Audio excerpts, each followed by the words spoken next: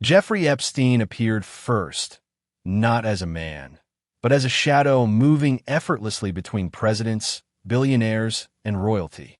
Around him stood figures like Alexander Hawthorne, a celebrated financier, Victor Langford, a global philanthropist, and Eleanor Price, a respected academic whose influence reached the highest institutions. Their names surfaced quietly in court files, never shouting guilt, never claiming innocence, just existing in the margins of something far darker. Each name carried power, reputation, and protection, yet all were tied by invisible threads to the same hidden world. What began as a list of individuals slowly revealed itself as a map, leading not to answers, but to a disturbing question: how many powerful lives were built on secrets that were never meant to survive daylight? The court files were never meant to be read by the public. They sat for years in secured archives, sealed by legal language and protected by influence that reached far beyond any single courtroom.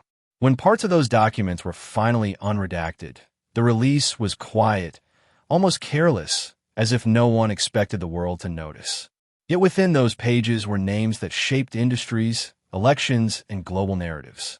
The files did not accuse them directly, but they placed them uncomfortably close to a man whose life had become a symbol of unchecked power and secrecy. What made the documents disturbing was not what they clearly stated, but what they avoided explaining. Dates appeared without context. Locations were listed without purpose. Flights were mentioned without passengers. Entire sections were blacked out, leaving only fragments behind. Each redaction felt deliberate, as though someone had carefully measured how much truth the public could handle. The result was a puzzle with missing pieces, one that invited questions but offered no answers. Journalists who began reviewing the files noticed patterns almost immediately. Certain names surfaced repeatedly, always near moments that should have triggered investigations but never did. Complaints seemed to stall at the same points. Witness statements ended abruptly. In some cases, official records contradicted one another, creating confusion that discouraged deeper scrutiny. It became clear that these documents were not a record of justice, but a record of avoidance. As reporters dug deeper, they discovered that earlier versions of the files had been edited multiple times. Information had been removed, restored, and then removed again. This suggested panic, not procedure. Someone had been watching closely, adjusting the story as public pressure rose and fell. The truth was treated like a liability rather than a responsibility. The documents suggested that Epstein's world was not built on isolation, but on access. He moved easily through circles where wealth and authority overlapped, appearing at conferences, private dinners, and exclusive retreats. What connected these spaces was not friendship, but usefulness. Epstein acted as a fixer, someone who could arrange introductions, move money quietly, and solve problems before they reached public view. The file showed that many powerful figures did not ask questions because asking would have created responsibility.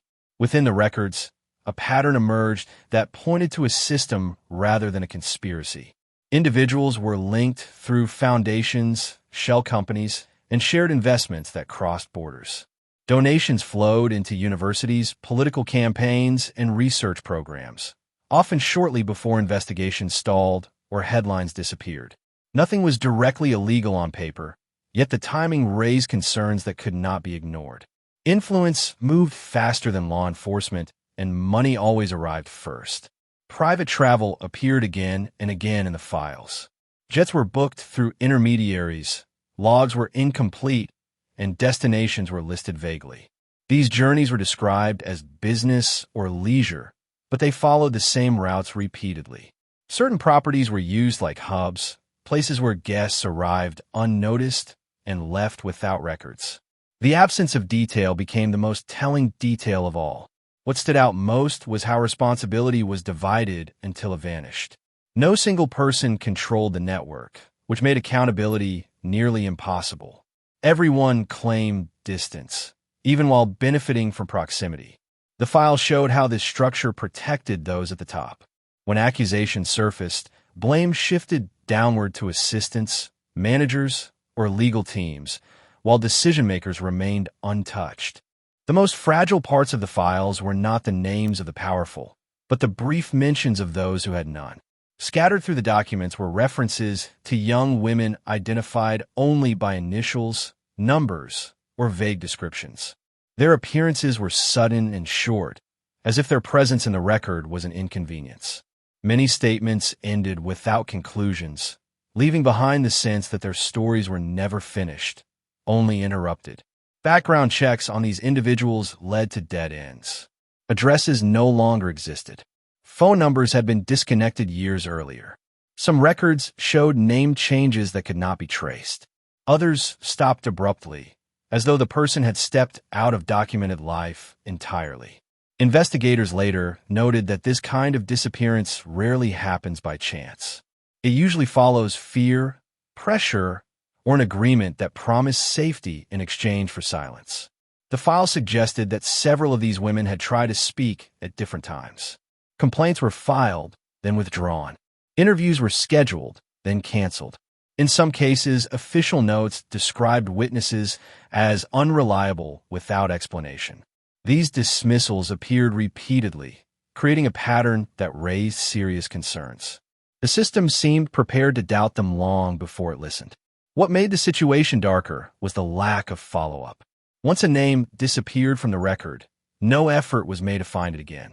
There were no welfare checks, no protection offers, no long-term investigations. The absence of action sent a clear message that coming forward carried risks without rewards. Silence, once chosen, became permanent.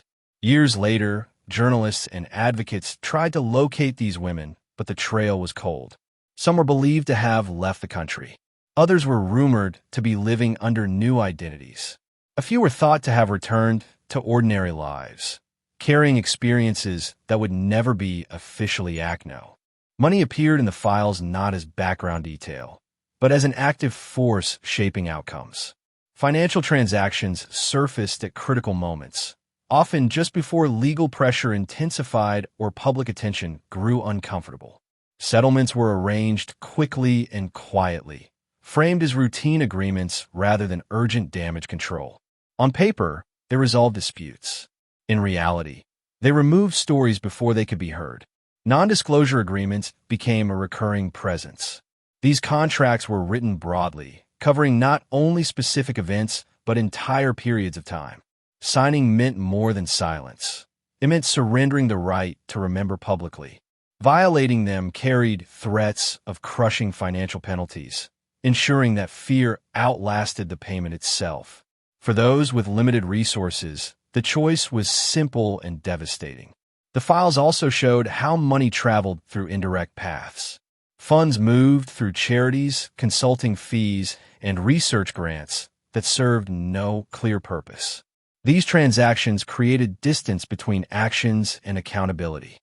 When questioned, recipients pointed to legal paperwork, insisting everything had been done correctly. The legality of the process became a shield against moral scrutiny. What was most striking was how financial generosity often coincided with influence over institutions. Universities accepted donations while ignoring internal complaints. Law firms benefited from long-term retainers that discouraged aggressive action. Media outlets softened investigations after sponsorships appeared. None of these exchanges were openly discussed, yet the timing was impossible to ignore. Money did more than silence individuals. It reshaped narratives. It allowed powerful figures to appear cooperative, charitable, and misunderstood rather than implicated.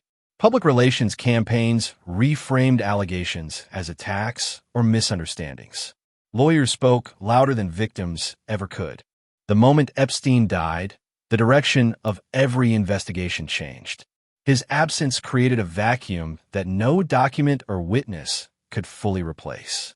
The files showed how quickly legal momentum slowed, as if the system itself had been waiting for a reason to stop. Active inquiries were paused, then quietly closed. Prosecutors cited lack of cooperation, missing testimony, and jurisdictional confusion. Without the central figure alive, responsibility scattered and urgency faded. What unsettled investigators most was the timing. Key motions were scheduled. Depositions were pending. Requests for expanded subpoenas had just been filed. His death arrived at the exact moment when pressure was building toward others. Instead of opening doors, it sealed them. Legal teams shifted strategies overnight, moving from defense to distance. Statements were carefully worded, expressing shock while emphasizing separation. The narrative narrowed, focusing entirely on one dead man. The files recorded how evidence lost its force without a living defendant. Witnesses who had prepared to testify were no longer needed. Some were informed their statements would not be entered into record. Others were told their cases no longer met legal thresholds. Years of fear and preparation ended in silence, leaving many with no closure and no justice. Public attention followed a similar path. Questions about security failures dominated headlines, replacing questions about accountability. Speculation distracted from substance. As debates raged over how he died, little focus remained on what he had revealed while alive. The story transformed from a criminal network to a mystery with a single ending. Within months, the files reflected a shift in tone. Language softened. References to ongoing investigations were replaced with past tense. What had once felt urgent became historical. For many named in the documents, this was the turning point. With Epstein gone, the risk was no longer exposure. One of the most confusing elements within the files was the gap between implication and consequence. Names appeared alongside troubling circumstances, yet charges never followed. This absence created a strange protection, where proximity to wrongdoing existed without legal weight. The documents did not declare guilt, but they raised questions that were never resolved. Over time, the lack of action began to work in favor of those mentioned, turning uncertainty into quiet absolution. Many individuals named in the records continued their public lives uninterrupted. Some gained promotions, awards, or expanded influence. Others stepped briefly out of view, only to return rebranded as philanthropists or reform advocates. The files showed no mechanism forcing accountability once the legal focus narrowed. Without formal charges, institutions treated the matter as settled, even when evidence suggested otherwise. The language used in the documents played a critical role. Phrases like alleged, unverified, and no further action appeared repeatedly. These words carried power. They discouraged follow-up and allowed legal teams to frame any inquiry as irresponsible speculation. The absence of trials became a defense, even though trials never had the chance to begin. For the public, this created confusion. Being named sounded serious, but without court proceedings, attention drifted. Media outlets hesitated, fearing defamation claims. Editors softened headlines. Stories were shortened or dropped altogether. The files remained technically available, but socially untouchable. What made this twist especially disturbing was how time transformed perception. As years passed, names lost their connection to controversy. New generations encountered these figures without context. The lack of charges hardened into assumed innocence. Meanwhile, those harmed were left carrying experiences that had never been tested in court or acknowledged by law. As attention widened beyond individuals, the files began to point towards something larger and more troubling. Patterns of delay, dismissal, and deflection appeared across multiple institutions, suggesting that failure was not accidental. Law enforcement agencies passed responsibility between jurisdictions, each citing limits to their authority. Cases stalled, not because of missing evidence, but because no office wanted ownership of the consequences. The system moved slowly by design, allowing urgency to expire. Court records showed repeated postponements that drained momentum. Hearings were rescheduled, evidence reviews extended, and procedural challenges entertained endlessly. Each delay weakened cases, exhausted witnesses, and reduced public interest. By the time decisions were made, the environment had changed. Political climates shifted. Leadership rotated.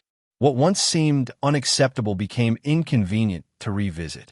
Media organizations were not immune. Early investigations were thorough, but follow-ups grew cautious. Legal threats arrived quickly, warning of defamation and financial risk. Editors weighed public interest against survival. Stories were reframed, language softened, and coverage thinned. Silence did not always come from pressure alone. Sometimes it came from fatigue. The longer the story dragged on, the harder it became to justify continued focus. Academic and nonprofit institutions mentioned in the files responded with internal reviews that led nowhere. Committees were formed, statements were issued, and responsibility dissolved into policy language. By treating the issue as reputational rather than ethical, these organizations protected themselves while claiming neutrality. The most damaging failure was coordination. No single authority stepped forward to connect the fragments. Each institution guarded its own interests, assuming someone else would act. That assumption became the system's greatest defense. The files did not reveal a dramatic. Even after years of investigation and public pressure, the files remained incomplete. Large sections were still hidden behind redactions, justified by privacy laws and ongoing legal concerns. Names were replaced with black lines, dates were obscured, and entire pages were withheld. What was released felt carefully measured, as though transparency itself had limits. The promise of full disclosure slowly faded into acceptance of partial truth.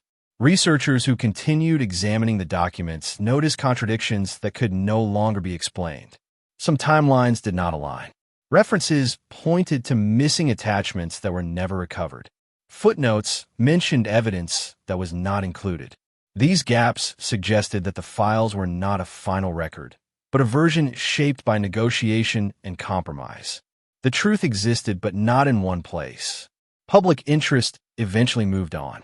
New scandals emerged. Headlines shifted. Without fresh revelations, the story lost urgency. Those who had waited for accountability were left with questions that no longer made news. For the powerful, time became the final shield. Distance from the events softened scrutiny, allowing reputations to recover without resolution. Yet the impact of the files did not disappear entirely.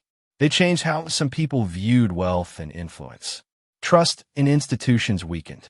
Survivors of similar abuse recognized familiar patterns and understood why speaking out felt impossible. The files became a warning rather than a conclusion. What remained hidden was not just evidence, but potential justice. The documents hinted at stories still untold, people still unnamed, and actions still unexamined. The absence of closure was not accidental. It was the outcome of a system that values stability over truth. In the end, the story did not offer answers. It offered a mirror. It showed how easily power reshapes reality, and how silence can be maintained without force.